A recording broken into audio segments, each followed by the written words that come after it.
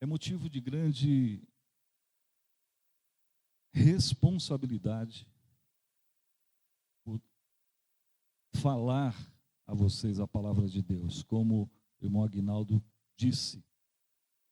Assim como também é motivo de imensa alegria poder fazê-lo.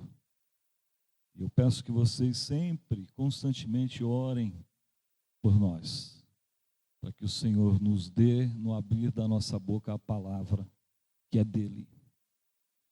É no Evangelho de Mateus, capítulo 22, que você encontra o texto base da nossa reflexão nesta noite.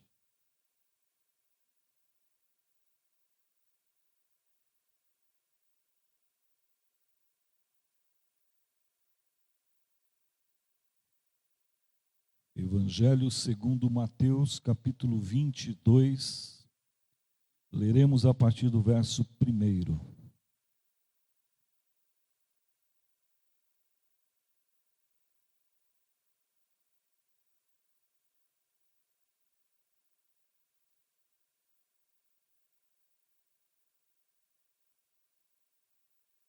Parece que parou o barulho de folhas.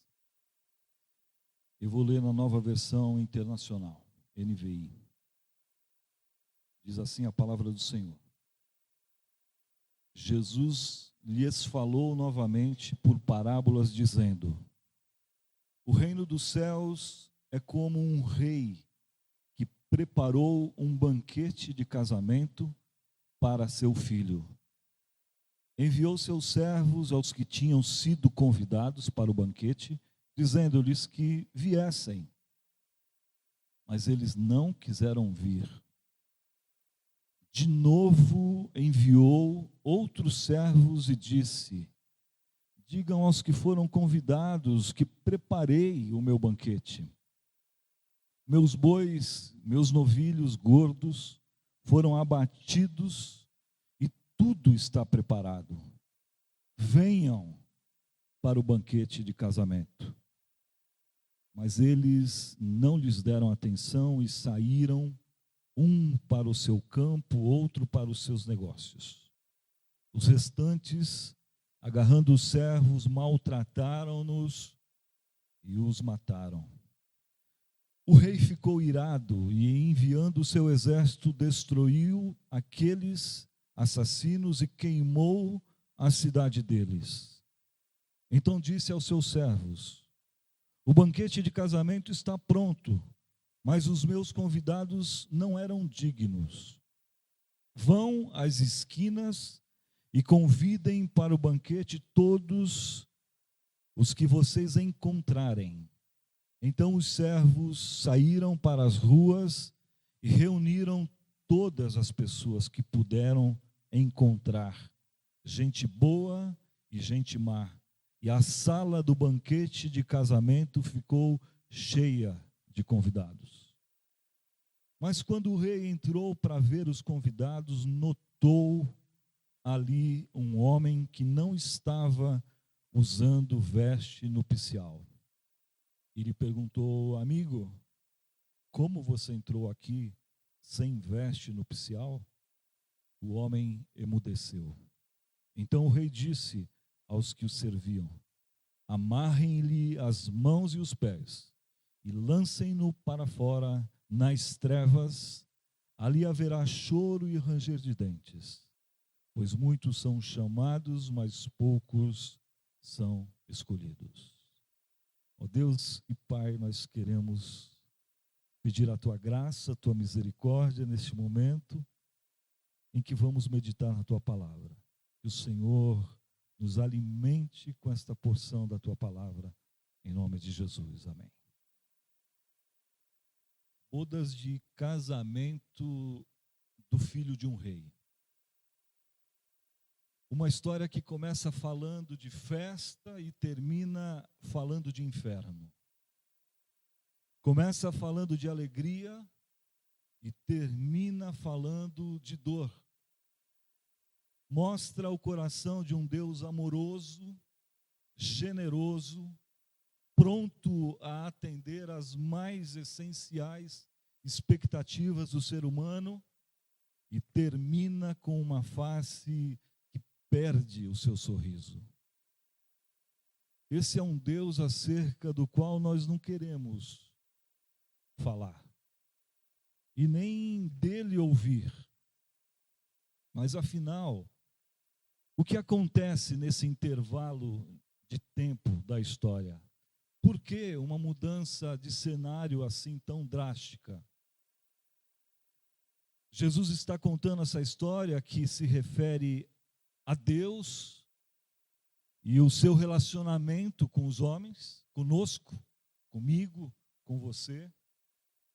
Relacionamento com Deus para muitos é coisa que expõe a pessoa a um tremendo risco, e não era para ser assim. No capítulo anterior, no capítulo 21, Mateus informa que o ambiente era de hostilidade contra Jesus por parte dos sacerdotes religiosos e dos fariseus. Havia uma rejeição muito clara, muito flagrante, a tudo aquilo que eles consideravam intromissão de Jesus nos seus negócios, os negócios da religião. Jesus entra no templo, fica indignado com o comércio que ele vê, expulsa os que estão vendendo, estão comprando, derruba as mesas dos cambistas, as cadeiras dos que vendiam pomba para o sacrifício. Diz para eles que eles estão fazendo da casa de Deus um covil de ladrões. Os ânimos ficam exaltados de parte a parte, eles querem parar Jesus a qualquer custo, e eles estão com um desejo muito forte de matar o Senhor Jesus, e o matam. A parábola contada por Jesus faz alusão a isso. Verso 6 diz que mataram um enviado do rei. Eles que se consideravam os representantes de Deus na terra. Olham para Jesus e pensam, ele está querendo se intrometer num lugar que é nosso, num espaço que é nosso. Israel está na expectativa de que venha o reino de Deus. Mais do que isso, é um sonho do povo judeu. Eles aguardam por isso. Eles haverão de se tornar a grande nação, líder mundial. O Messias virá ao mundo por eles.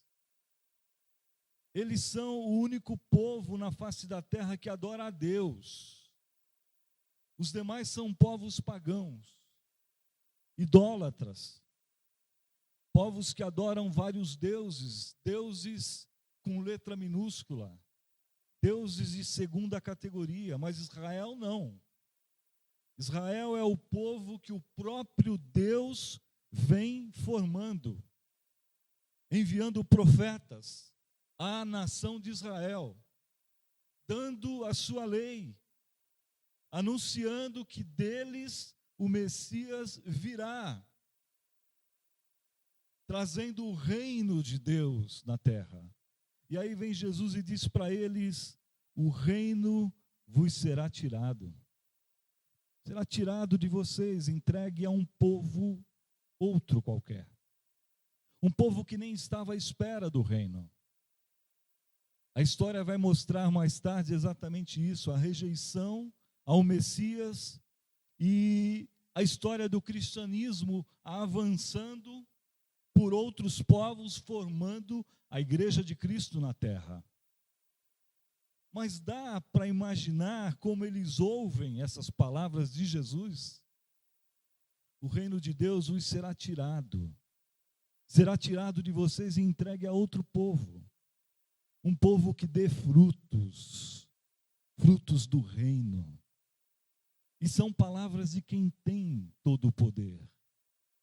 Quem tem o controle absoluto em suas mãos de todas as coisas. Palavras de quem pode decidir sobre essa questão. O reino vos será tirado. E aí Jesus começa a falar então por parábola acerca do reino, do rei e dos seus convidados.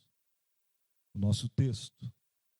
E a primeira informação que eu e você precisamos guardar firmemente no coração como verdade, da qual jamais se deve abrir mão, é que o espaço que Deus quer estabelecer entre os homens, onde a sua vontade impera, é justamente o espaço que o Messias veio estabelecer e é um lugar de alegria e de festa. Louvado seja o nome do Senhor. O reino de Deus é semelhante a um rei que celebra as bodas do seu filho. É semelhante a uma festa. Não uma festa qualquer, mas uma festa de casamento em que o pai do noivo é o rei. O reino de Deus é espaço de alegria. Quando Deus diz assim, eu quero dar uma festa e você é um dos meus convidados, prepare-se, alegre-se, disponha-se, anime-se, não perca isso por nada, porque não haverá outro lugar onde você possa se sentir tão bem, tão feliz, tão realizado e tão satisfeito quanto na festa de Deus, aleluia. Lugar de luz, de alegria, de fartura, lugar de música, afinal, trata-se da festa de casamento de um príncipe. O dono da festa então envia seus servos para avisar os convidados que a festa já está pronta. Dizer para eles que a festa já está pronta, imperdível, e para convidados ilustres. Mas aí a surpresa, não quiseram vir. Que coisa mais estranha, que coisa mais comum. As desculpas foram muitas, as mais variadas. Mateus não entra em detalhes, diz apenas que não quiseram vir, não fizeram caso do convite. Lucas é quem dá algumas informações adicionais e fala quais foram as desculpas ou as justificativas para não irem à festa do rei. Diz que um justificou dizendo, eu comprei um campo e tenho que ir lá para ver como andam as coisas. Outro disse, eu acabei de comprar 5 juntas de boi e tenho que experimentá-las. Por favor, desculpe-me. Ele se justificou. Teve um outro que deu uma desculpa ainda mais infeliz. Casei-me e por isso eu não posso ir. Uma resposta esfarrapada, infeliz, porque o que impediria ele de ir à festa? A esposa? Qual mulher, e mulher é igual em todo lugar, rejeitaria ir a uma festa de casamento de uma princesa, uma mega festa, organizada, ter a oportunidade de ver tudo de perto, os vestidos das outras mulheres, a maquiagem, os cabelos, né? Ver as madrinhas como estão vestidas, a decoração da festa, o bolo, os souvenirs e principalmente a noiva, o vestido dela. Perder uma festa dessa, nem pensar. Não quiseram vir. E o rei ainda insiste. Venham. Verso 4 diz assim, de novo enviou. Novamente insistiu. Enviou outros servos a convidar. Eu preparei um banquete, venham. Os animais já estão abatidos, o banquete está pronto. Os alimentos estão servidos. Meus bois, novilhos foram abatidos. Tudo está preparado. venham todos. Há valores na vida que são permanentes. O relacionamento com Deus é um deles. E no relacionamento com Deus, a obediência a Ele é um preceito inegociável.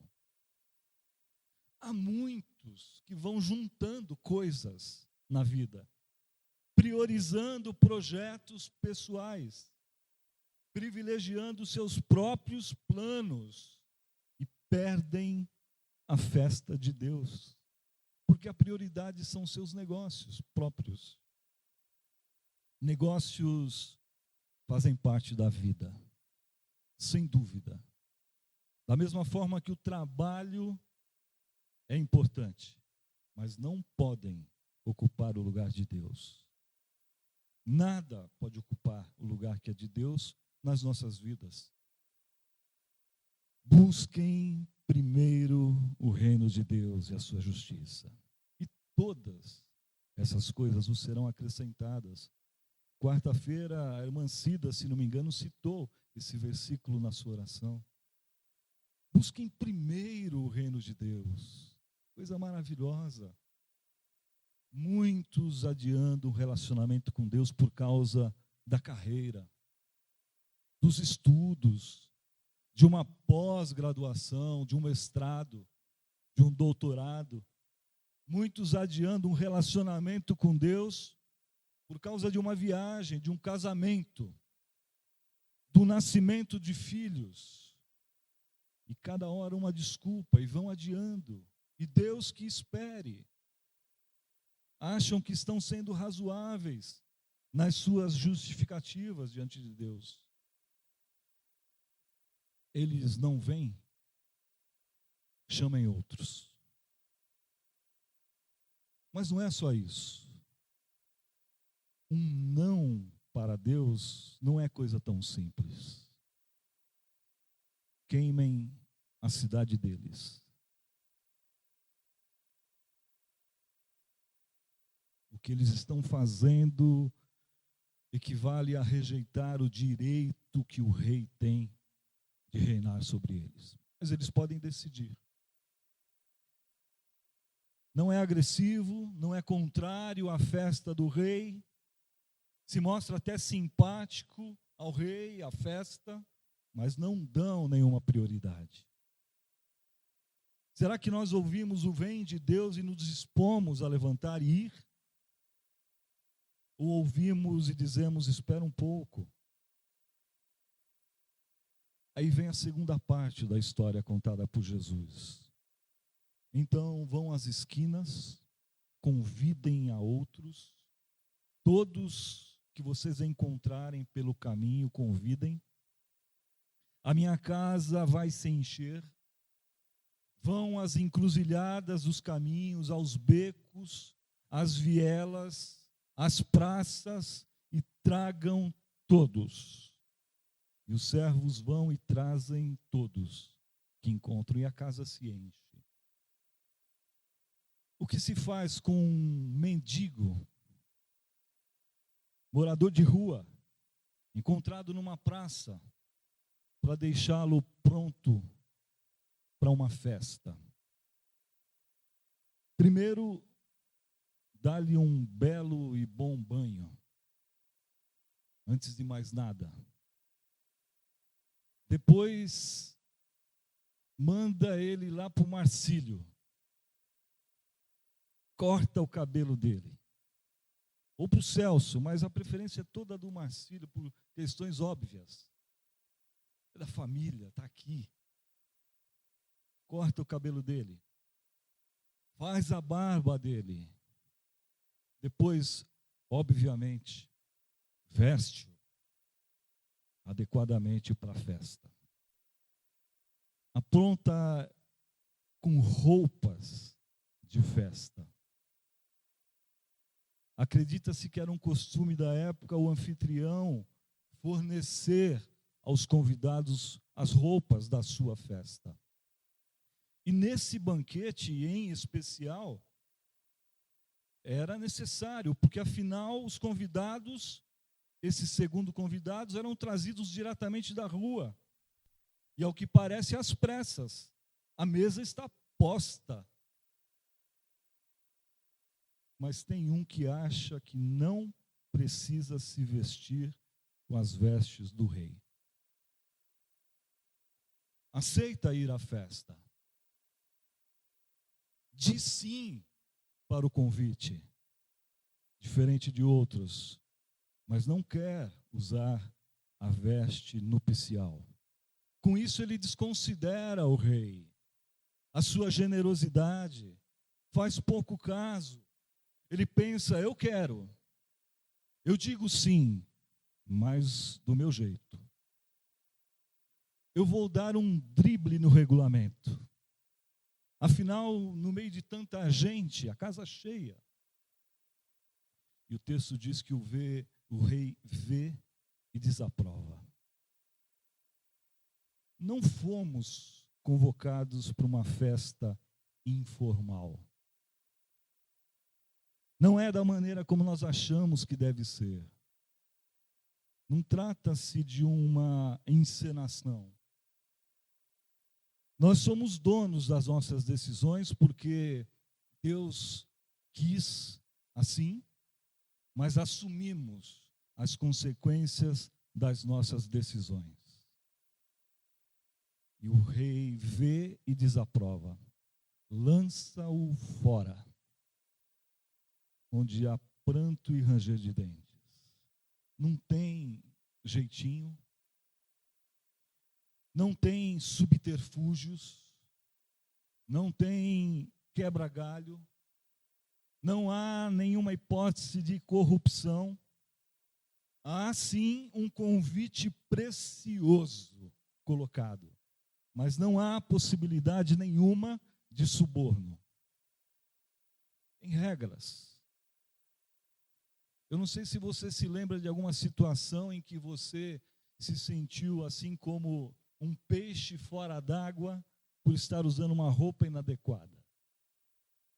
Eu já passei por isso. A Fabíola balançou a cabeça que sim. Eu me lembro perfeitamente de mais de uma, talvez, ocasião.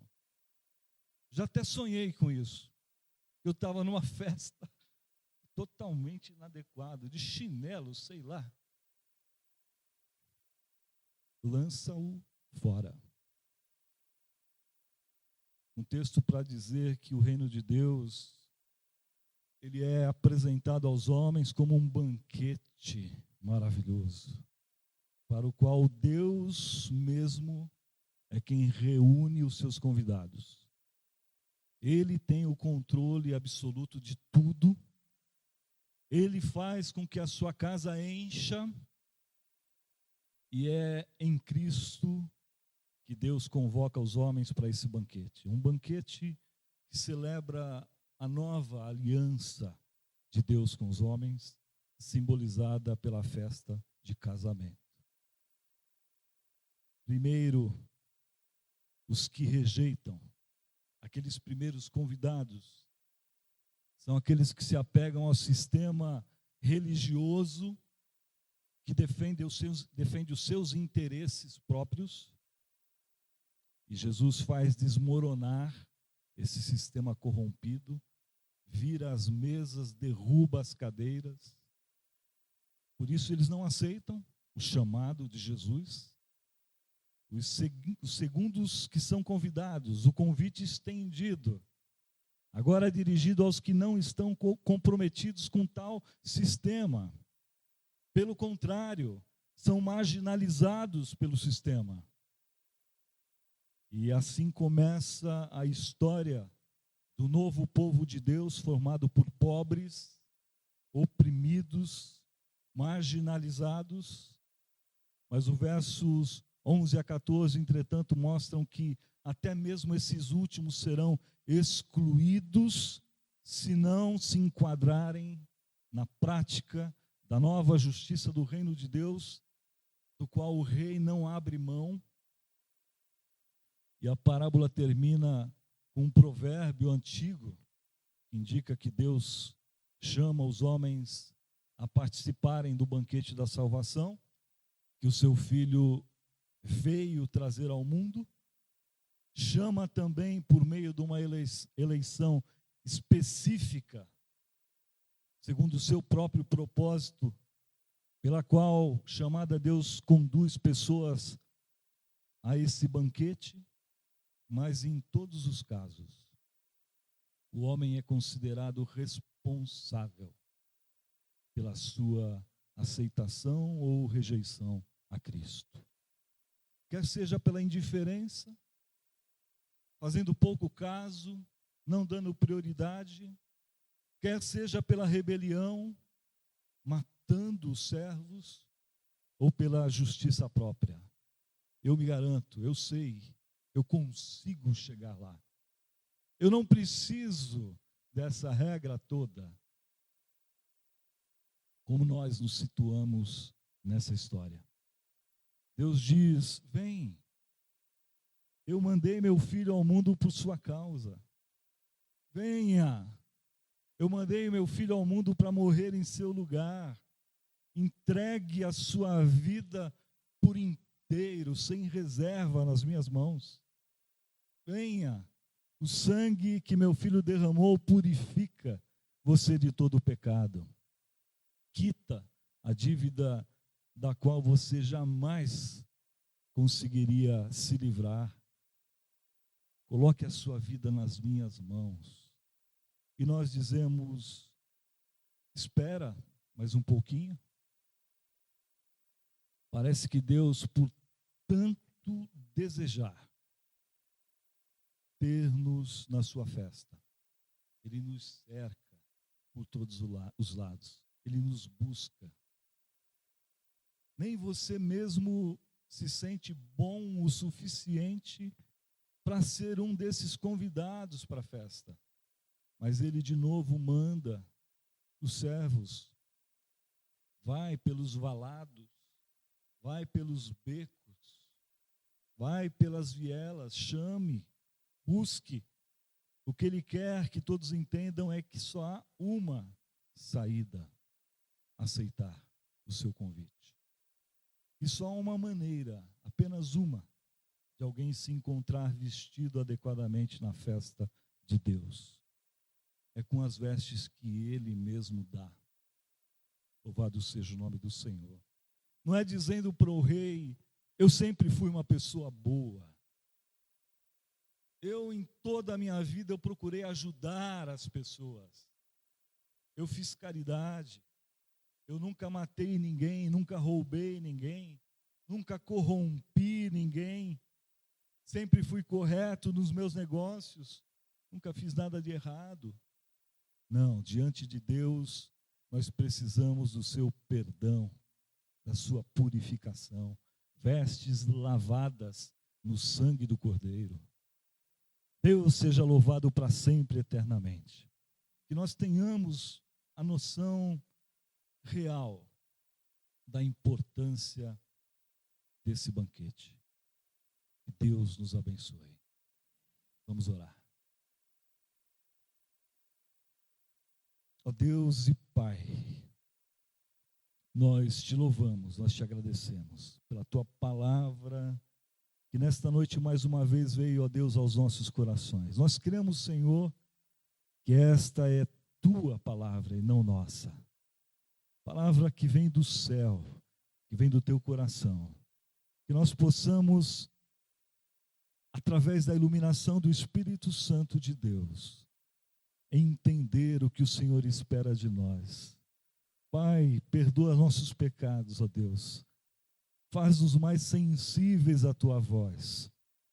Faz-nos, ó Deus, mais sensíveis à tua palavra. Que nós possamos olhar para nós mesmos e ver, e perceber, e se arrepender daquilo que nós não estamos conforme a tua palavra. Mas que a nossa vida seja por ela transformada. Que, ó Deus, a cada dia que nós nos depararmos com a tua palavra, cada vez que nós ouvirmos o teu convite, venha, nós nos levantemos e caminhemos na tua direção. Precisamos do Senhor a cada novo dia. Precisamos do Senhor a cada nova manhã. Pai, obrigado, Deus, porque nós não merecíamos, mas o Senhor, conforme a tua infinita graça e misericórdia, tem nos convidado para esse banquete. Que alegria invade o nosso coração. Poder, nesta noite, ouvir a tua voz. Deus, nós queremos nos dispor e pedir a tua ajuda nisso, que nós vivamos uma vida que agrade ao Senhor, uma vida de acordo com a tua palavra, uma vida que seja baseada na tua palavra, aquilo que o Senhor quer e espera de nós. Nós tenhamos mais intimidade no relacionamento com o Senhor, a cada vez que nós ouçamos e pratiquemos a tua palavra. Seja assim, ó Deus, em nome de Jesus. Amém.